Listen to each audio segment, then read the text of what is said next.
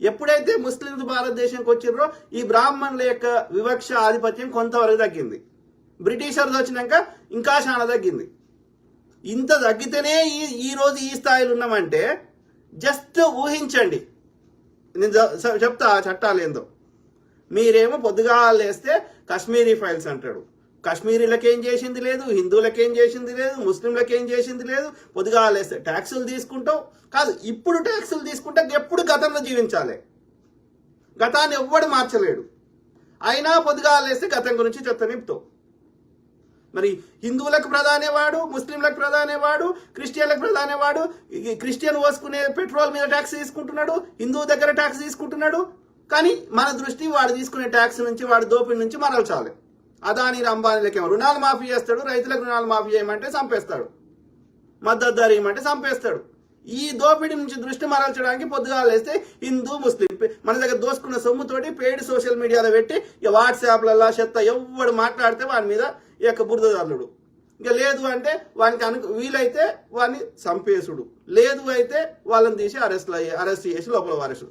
ఎప్పుడో 10 ఏళ్ళు 20 ఏళ్ల కిందనంట ఆమె అరుంధతి రాయ్ ఏదో మాట్లాడిందంట, ఇప్పుడు అరెస్ట్ చేసి లోపల పెట్టిండు ముండా కొడుకు.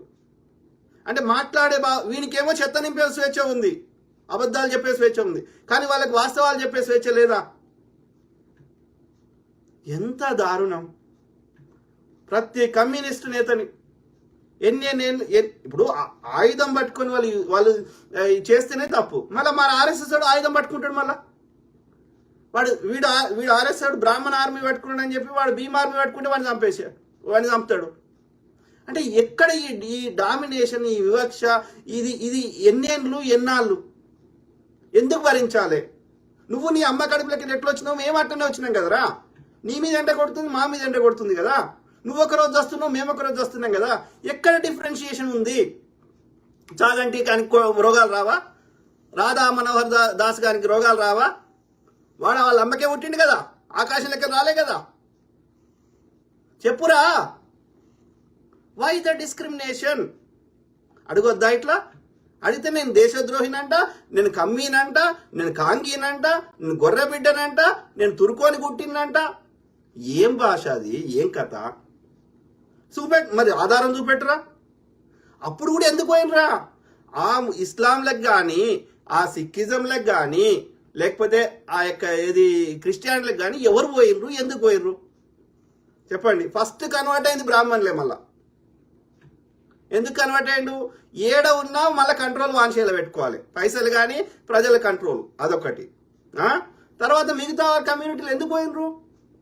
ఈ బ్రాహ్మణుడు పెట్టిన వివక్ష వల్ల పోయినరు. మెజారిటీ యొక్క ఇస్లాంలకు కన్వర్ట్ అయింది అప్పుడు ముస్లింలు రాజుల కాలంలో కానీ, ఈ తర్వాత యూరోపియన్లు వచ్చినాక క్రిస్టియన్లకు కానీ మెజారిటీ కన్వర్ట్ అయిన వాళ్ళు దళితులే. ఎందుకు కన్వర్ట్ అయినరు? ఎందుకంటే వాళ్ళతో నువ్వు సండాస్ ఎత్తిపించినావు, చెత్త ఎత్తిపించినావు, మూతికి ఒక ముంత కట్టినావు, ముట్టికి ఒక చీపురు కట్టినావు. వాళ్ళని మనుషులు లెక్క ట్రీట్ చేయలేదు. ఎందుకు ఎత్తారా? నీ సండాస్ వాడెందుకు ఎత్తారా?